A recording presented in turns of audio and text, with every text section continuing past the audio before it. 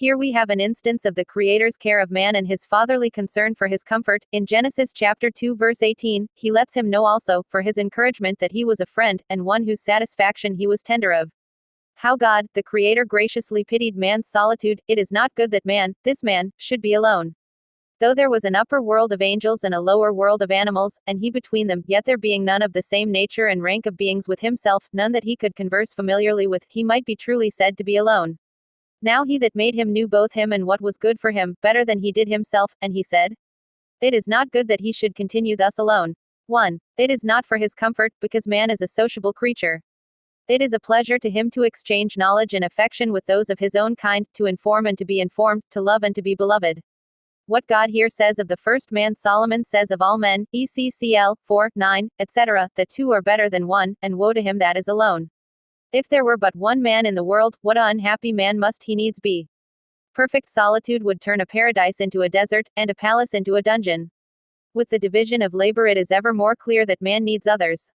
However, we can divide our benefits from man from one, his ability to meet our basic needs. Hence, when God made Adam a helpmeet and Eve, the second benefit is to converse with.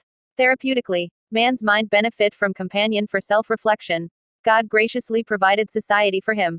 James 1:23-23 Anyone who listens to the word but does not do what it says is like someone who looks at his face in a mirror. 24 And, after looking at himself, goes away and immediately forgets what he looks like.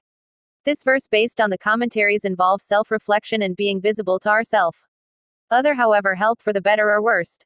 In the presence of a particular person, we do or do not feel at home, do or do not feel a sense of affinity, or understanding or emotional attunement. The mere fact of holding a conversation with another human being entails a marginal experience of visibility. The recognition that the other exists not just as an unintelligent object but is unable to understand conscious entity, to whatever degree this is visible, relates to what that person's conception of a conscious entity is. However, in a close human relationship with a person one deeply admires and cares for, one expects and demands a far more profound visibility, involving highly individual and intimate aspects of one's inner life, a significant mutuality of intellect, of basic premises and values, a fundamental attitude toward life, is the precondition of that projection of mutual visibility which is the essence of authentic friendship. A friend, said Aristotle, is another self. It was an apt formulation. A friend reacts to me as, in effect, I would react to myself in the person of another. As a result, I perceive myself through my friend's reaction. I perceive my own person through its consequences in the consciousness, and, as a result, in the behavior, of the perceiver. This, then, is the root of a man's desire for companionship and love, the desire to perceive himself as an entity. In reality, to experience the perspective of objectivity, through and by means of the reactions and responses of other human beings. This insight provides us with a powerful means of self-knowledge and awareness if it is used correctly and not abused. There is value for consciousness to consciousness. A conscious person seek out and value other conscious people. Why is consciousness a value to consciousness? How much is there to value a conscious entity to interact and communicate with, as I am doing now? Why is that a value? Why do I feel happy if my pet Lila, for example, expect our play to be play and not mistake this behavior for violence? Why to live in a world without any other consciousness to interact with would constitute some form of madness? The only such example we have are movies and Adam in the Bible. And even Adam didn't perceive he was alone because God was with him. We take pleasure in the expected and unexpected behaviors versus a machine pre-programmed reaction. Why, if my intentions, values and identities are misperceived or misjudged, then I feel a sense of invisibility. This issue is the psychological principle that underlies man's want for human companionship.